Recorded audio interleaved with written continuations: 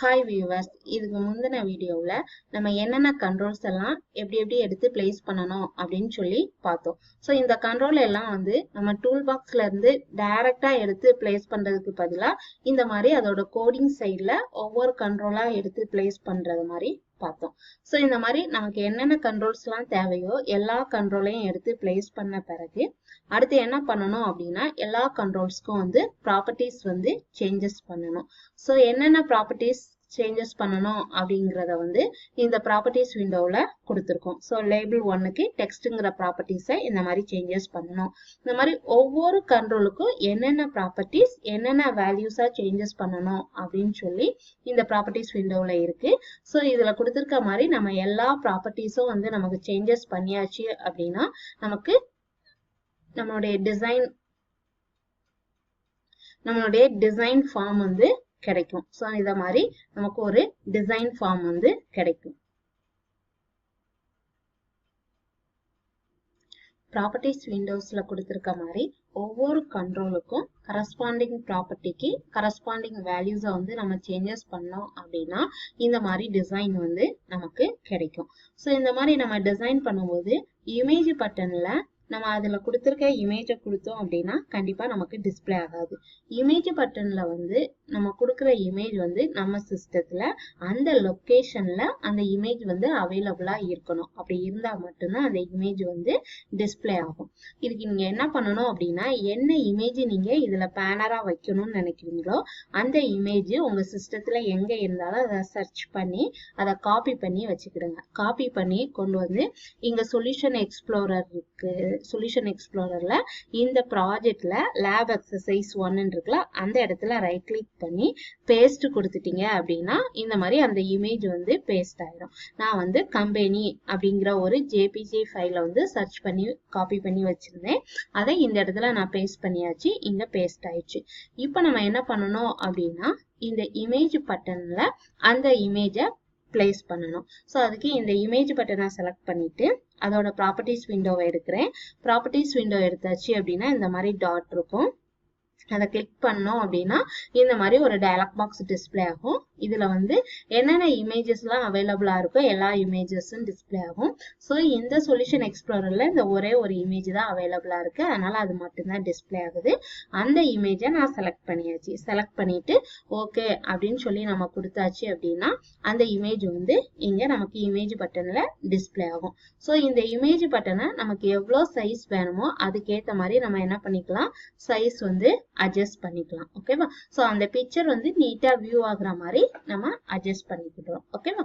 So அவ்வளவுதான். இந்த மாதிரி டிசைனிங் எல்லாமே முடிச்சாச்சு. இப்போ ஸோ இதுல என்ன கலர் சேஞ்சஸ் பண்ணணும் எல்லாமே உங்களுடைய ஆப்ஷன் தான். ஸோ இப்போ இந்த கலர் வேண்டாம் அப்படின்னு நினைச்சீங்க அப்படின்னா என்ன பண்ணலாம் அப்படின்னா ஸோ இந்த 4 கலர்ல போய் வேற என்ன கலர் சேஞ்சஸ் பண்ணணும்னு நினைக்கிறீங்களோ அந்த கலரை சேஞ்சஸ் பண்ணிக்கலாம்.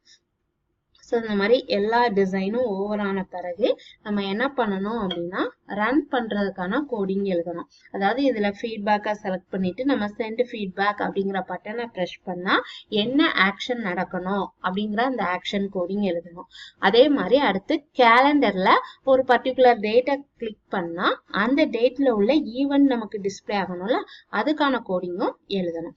ஸோ அந்த கோடிங் எழுதுறதுக்கு ஃபர்ஸ்ட் நம்ம என்ன பண்ணணும் அப்படின்னா இந்த பட்டனோட கிளிக்ல கோடிங் எழுதணும்.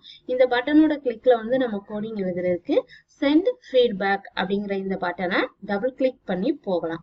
ஓகேவா? ஸோ இந்த மாதிரி இந்த பட்டனை டபுள் கிளிக் பண்ணோம் அப்படின்னா இந்த மாதிரி அதோட கோடிங் பேஜுக்கு போகும். ஸோ இந்த மாதிரியும் நம்ம பண்ணலாம். ஓகேவா? அப்படி இல்லை அப்படின்னா ரைட் கிளிக் பண்ணி வியூ கோட் அப்படிங்கிற ஆப்ஷனை நம்ம செலக்ட் பண்ணோம் அப்படின்னாலும் இந்த கோடிங் பார்ட்டுக்கு வரும். ஸோ அந்த மாதிரியும் நம்ம செலக்ட் பண்ணலாம்.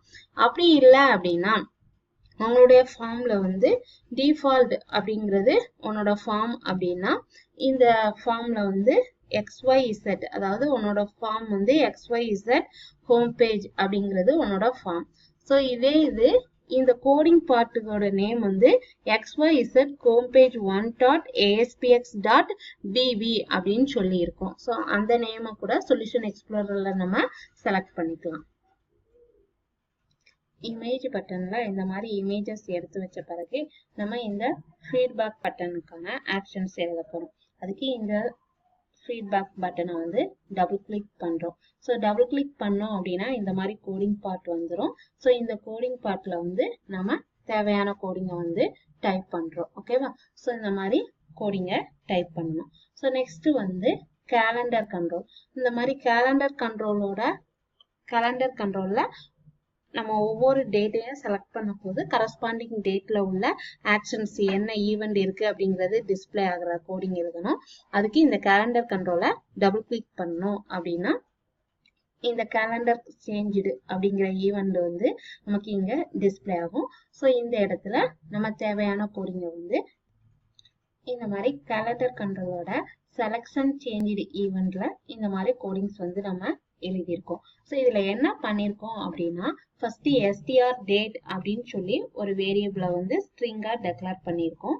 ஸோ நெக்ஸ்ட் அந்த str dateல வந்து என்ன கெட் பண்றோம் அப்படின்னா நம்ம எடுத்து வச்சிருக்க கேலண்டர் கண்ட்ரோல்ல நம்ம எந்த டேட்டை செலக்ட் பண்றோமோ அந்த டேட்டை வந்து கெட் பண்றோம். ஸோ கேலண்டர் கண்ட்ரோல்ல நம்ம எந்த டேட்டை செலக்ட் பண்றோமோ செலக்ட் பண்ண டேட்டை ஷார்ட் டேட்டா வந்து நம்ம என்ன பண்றோம் கெட் பண்ணி இந்த டேட்ல அசைன் பண்றோம். ஸோ நெக்ஸ்ட் என்ன பண்றோம்னா செலக்ட் கேஸ்ல நம்ம செக் பண்றோம் நம்ம எந்த டேட்டா செலக்ட் பண்ணியிருக்கோம் அப்படிங்கிறது. நம்மளுடைய கோடிங்ல வந்து நம்ம ரெண்டு டேட்டுக்கு மட்டும்தான் வந்து ஈவெண்ட் கொடுத்துருக்கோம். மற்ற எந்த டேட்டுக்கும் ஈவெண்ட் கொடுக்கல. அதாவது இந்த மாதிரி டிசம்பர் 9 வந்து நம்ம செலக்ட் பண்ணோம் அப்படின்னா இந்த மெசேஜ் வந்து நமக்கு டிஸ்பிளே ஆகும். இதே இது டிசம்பர் 21 செலக்ட் பண்ணோம் அப்படின்னா ஸோ இந்த நேம் வந்து அதாவது இந்த ஈவெண்ட் வந்து இந்த டேட்ல இருக்கு அப்படின்னு சொல்லி டிஸ்பிளே ஆகும். ஸோ இந்த ரெண்டு டேட்டை தவிர நம்ம வேற எந்த டேட்டை செலக்ட் பண்ணாலும் no events in this on this date இந்த டேட்ல வேற எந்த ஈவெண்ட்டும் இல்லை அப்படின்னு சொல்லி மெசேஜ் வந்து நமக்கு டிஸ்பிளே ஆகும். ஓகேவா? ஸோ இதுல ரொம்ப இம்பார்ட்டன்ட் என்ன அப்படின்னா நம்ம இதுல கொடுத்துருக்க டேட்டு, அதாவது இந்த கேலண்டர் கண்ட்ரோல் வந்து என்ன பண்ணோம் அப்படின்னா நம்ம என்ன டேட் செலக்ட் பண்றோமோ அது நம்ம சிஸ்டத்துல என்ன டேட் ஃபார்மேட்ல இருக்கோ அந்த டேட் ஃபார்மேட்ல தான் நமக்கு எடுத்துக்கிறோம். ஓகேவா? அதாவது ஃபர்ஸ்ட் வந்து இதுல என்ன கொடுத்துருக்காங்க அப்படின்னா டேட் இருக்கு, அடுத்து மந்த், இயர். எல்லாருமே என்ன செக் பண்ணணும் அப்படின்னா உங்களுடைய சிஸ்டத்துல கார்னர்ல டேட் வந்து டிஸ்பிளே ஆகும். சரியா? ரைட் சைட்ல கீழே கார்னர்ல டேட் வந்து டிஸ்பிளே ஆகும். அந்த டேட் இந்த ஃபார்மேட்ல இருக்கா அப்படின்னு செக் பண்ணிக்கணும்.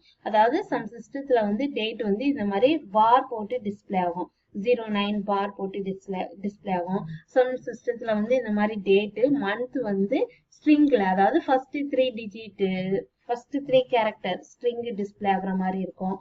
ஒரு சில சிஸ்டத்துல வந்து டேட் வந்து இயர் வந்து இந்த மாதிரி 4 டிஜிட்ல டிஸ்பிளே ஆகாது, 2 டிஜிட்ல டிஸ்பிளே ஆகும். ஸோ இந்த மாதிரி உங்களோட சிஸ்டத்துல டேட் என்ன ஃபார்மேட்ல இருக்கு அப்படிங்கிறத பார்த்துட்டு அந்த ஃபார்மேட்ல கொடுக்கணும். இது என்னோட சிஸ்டத்துல ஃபர்ஸ்ட் மந்த் இருக்கு, அடுத்து ஃபர்ஸ்ட் டேட் இருக்கு, நெக்ஸ்ட் மந்த் இருக்கு, அடுத்த இயர் வந்து 4 டிஜிட்ல இருக்கு. அதே மாதிரியே நான் என்ன பண்ணிருக்கேன் இதுலயும் கொடுத்துருக்கேன். ஓகே? ஸோ இப்போ டிசம்பர் 9ல வந்து ப்ராடக்ட் டெமான்ஸ்ட்ரேஷன் ஈவெண்ட் இருக்கு. அதே இது டிசம்பர் 21ல லான்ச் எ நியூ ப்ராடக்ட் அப்படிங்கிற ஈவெண்ட் இருக்கு. மற்ற எந்த டேட்லயும் no events on this date அப்படின்னு சொல்லி மெசேஜ் கொடுத்தாச்சு. இப்போ நம்ம என்ன டேட் கேலண்டர்ல செலக்ட் பண்ணுமோ அந்த டேட் இந்த str டேட்ங்கிற வேரியபிள்ல இருக்கும். அந்த டேட் வந்து இந்த டேட் கூட மேட்ச் ஆகுதான்னு பார்ப்போம். இந்த டேட்டை நம்ம செலக்ட் பண்ணியிருந்தோம்னா இந்த மெசேஜ் டிஸ்பிளே ஆகும். சப்போஸ் நம்ம இந்த டேட்டை செலக்ட் பண்ணியிருந்தோம் அப்படின்னா நமக்கு இந்த மெசேஜ் வந்து டிஸ்பிளே ஆகும். சப்போஸ் இந்த ரெண்டு டேட்டையும் தவிர வேற எந்த டேட்டை நம்ம செலக்ட் பண்ணியிருந்தாலும் இந்த மெசேஜ் தான் நமக்கு டிஸ்பிளே ஆகும். ஓகேவா? ஸோ இது வந்து கேலண்டர் கண்ட்ரோல்ல நம்ம செலக்ட் பண்ற டேட்டை பொறுத்து என்ன ஈவெண்ட் அப்படின்னு சொல்லி நமக்கு மெசேஜ் டிஸ்பிளே ஆகிற மாதிரி கொடுத்துருக்கோம். ஸோ நெக்ஸ்ட் வந்து இந்த ஃபீட்பேக் பட்டன். ஸோ இந்த ஃபீட்பேக் பட்டனுக்கு மேல வந்து நம்ம இந்த மாதிரி 3 ஆப்ஷன் வச்சிருந்தோம். அதாவது நம்ம வந்து ஆப்ஷனை செலக்ட் பண்றோம். இந்த வெப்சைட் வந்து நமக்கு எப்படி யூஸ்ஃபுல்லா இருக்கு அப்படின்னு சொல்லி இதுல 3 ஆப்ஷன் இருக்கு. இதுல ஏதாவது ஒரு ஆப்ஷனை தான் நம்ம செலக்ட் பண்ண முடியும். அந்த ஆப்ஷனை செலக்ட் பண்ணிட்டு நம்ம இந்த பட்டனை ப்ரெஸ் பண்ணும்போது நீங்க இந்த ஆப்ஷனை செலக்ட் பண்ணிருக்கீங்க அப்படின்னு சொல்லி நமக்கு மெசேஜ் வர மாதிரி கோடிங் எழுதியிருக்கோம். பாருங்க கோடிங்ல LBL ஃபீட்பேக் அப்படிங்கிறது ஒரு லேபிள். அந்த லேபிள்ல என்ன மெசேஜ் டிஸ்பிளே ஆகும் அப்படின்னா we recorded நம்ம என்ன ஆப்ஷன் செலக்ட் பண்ணோமோ அந்த ஆப்ஷன் வந்து டிஸ்பிளே ஆகும். அதாவது நம்ம ஃபீட்பேக் வந்து இந்த ஃபீட்பேக்கை தான் நம்ம ரெக்கார்ட் பண்ணியிருக்கோம் அப்படின்னு சொல்லிட்டு அந்த மெசேஜ் டிஸ்பிளே ஆகி தேங்க்யூ அப்படிங்கிற மெசேஜும் நமக்கு ஸ்கிரீன்ல டிஸ்பிளே ஆகும். சரி, ஸோ நெக்ஸ்ட் வந்து நம்ம எப்படி ரன் பண்றது அப்படிங்கிறத பார்ப்போம். ஸோ ரன் பண்றது வந்து ஆல்ரெடி நீங்க விபி ப்ரோக்ராம் ரன் பண்ண மாதிரியே தான். ஸோ மேலே இந்த மாதிரி ஒரு கிரீன் கலர் ட்ரையாங்கிள் ஷேப்ல ஒரு பட்டன் இருக்கும். அந்த பட்டனை கிளிக் பண்ணி தான் ரன் பண்ணணும். அப்படி இல்லை அப்படின்னா F5 அப்படிங்கிற ஃபங்க்ஷன் கீயை ப்ரெஸ் பண்ணியும் நம்ம ரன் பண்ணலாம். ஓகேவா? ஸோ அப்படி இல்லை அப்படின்னா டீபக் அப்படிங்கிற ஆப்ஷன்ல போய் ஸ்டார்ட் டீபக்கிங் அப்படிங்கிற ஆப்ஷன் இருக்கு. 3 ஆப்ஷன் இருக்கு ரன் பண்றதுக்கு. இந்த ட்ரையாங்கிள் ஷேப் ஐகான் டூல் பார்ல இருக்கிறத எடுத்து ரன் பண்ணலாம். அப்படி இல்லைன்னா F5ங்கிற பட்டனை பிரஸ் பண்ணலாம். அப்படி இல்லைன்னா டீபக் அப்படிங்கிற மெனுல போய் ஸ்டார்ட் டீபக்கிங் அப்படிங்கிற ஆப்ஷனை கொடுத்தோம் அப்படின்னா இந்த மாதிரி நமக்கு ரன் ஆகும். ஸோ இந்த மாதிரி ரன் ஆகி நமக்கு அவுட்புட் வந்து டிஸ்பிளே ஆகுது. ஸோ நம்ம கொடுத்த லேபிள், ஸோ இங்க ஒரு ஃபீட்பேக் வந்து செட் பண்ணியிருக்கோம். ஸோ நெக்ஸ்ட் இங்க கேலண்டர் கண்ட்ரோல். இதுல நம்ம என்ன பண்றோம் அப்படின்னா இது வந்து எப்படி இருக்கு அப்படின்னா சம்வாட் யூஸ்ஃபுல் அப்படிங்கிற ஃபீட்பேக்கை கொடுத்து சென்ட் ஃபீட்பேக் அப்படின்னு கொடுத்தேன் அப்படின்னா இந்த இடத்துல டிஸ்பிளே ஆயிருக்கு. வி ரெக்கார்டட் somewhat useful அப்படிங்கிற ஆப்ஷனை நான் செலக்ட் பண்ணியிருக்கேன் அப்படின்னு சொல்லி வந்துட்டு தேங்க்யூன்னு சொல்லி மெசேஜ் வந்துருக்கு. ஓகேவா? ஸோ நெக்ஸ்ட் வந்து இதே வெப் பேஜ்ல நான் என்ன பண்ண போறேன் அப்படின்னா இந்த ஒரு டேட்டா செலக்ட் பண்ணி இந்த டேட்ல ஈவெண்ட் இருக்கா அப்படின்னு செக் பண்ண போறேன். ஸோ இந்த 21 செலக்ட் பண்ணியிருக்கேன். செலக்ட் பண்ணேன் அப்படின்னா கீழே எனக்கு இங்க மெசேஜ் டிஸ்பிளே ஆகுது. Launch of new product. இந்த டேட்ல வந்து என்ன பண்ண போறாங்க, நியூ ப்ராடக்ட் லான்ச் பண்ண போறாங்க அப்படிங்கிற மெசேஜ் வந்து டிஸ்பிளே ஆகுது. ஸோ இந்த டேட்டை நான் செலக்ட் பண்றேன். இந்த டேட்டை 31 செலக்ட் பண்ணேன் அப்படின்னா இந்த டேட்ல நோ ஈவெண்ட்ஸ், எந்த ஒரு ஈவெண்ட்டும் இல்லை அப்படின்னு சொல்லி மெசேஜ் டிஸ்பிளே ஆகுது. நான் டிசம்பர் 9 வந்து செலக்ட் பண்றேன். டிசம்பர் 9 செலக்ட் பண்ணேன் அப்படின்னா நம்ம கொடுத்துருக்கோம் இந்த டேட்ல ஈவெண்ட் ப்ராடக்ட் டெமான்ஸ்ட்ரேஷன் அப்படிங்கிற ஈவெண்ட் இருக்கு அப்படின்னு சொல்லி மெசேஜ் வந்து டிஸ்பிளே ஆகுது. ஸோ இவ்வளவுதாங்க. இதுல வந்து நம்ம என்ன பண்ணியிருக்கோம் அப்படின்னா சிம்பிளா ஒரு ஹோம் பேஜ், அதுல ஜஸ்ட் ஒரு ஃபீட்பேக் கேட்டு அந்த ஃபீட்பேக்கை நம்ம ரெக்கார்ட் பண்ற மாதிரி நெக்ஸ்ட் ஒரு கேலண்டர் வச்சு அதுல பர்டிகுலர் டேட்டா செலக்ட் பண்ணா அந்த டேட்ல அந்த கம்பெனில ஈவெண்ட்ஸ் இருக்கா இல்லையா அப்படிங்கிற மெசேஜ் வந்து டிஸ்பிளே ஆகிற மாதிரி கொடுத்துருக்கோம். இது சிம்பிள் ப்ரோக்ராம் தான். எல்லாருமே இதுல கொடுத்துருக்கத லிசன் பண்ணிட்டு கேர்ஃபுல்லா வந்து செய்யுங்க. Thank you students.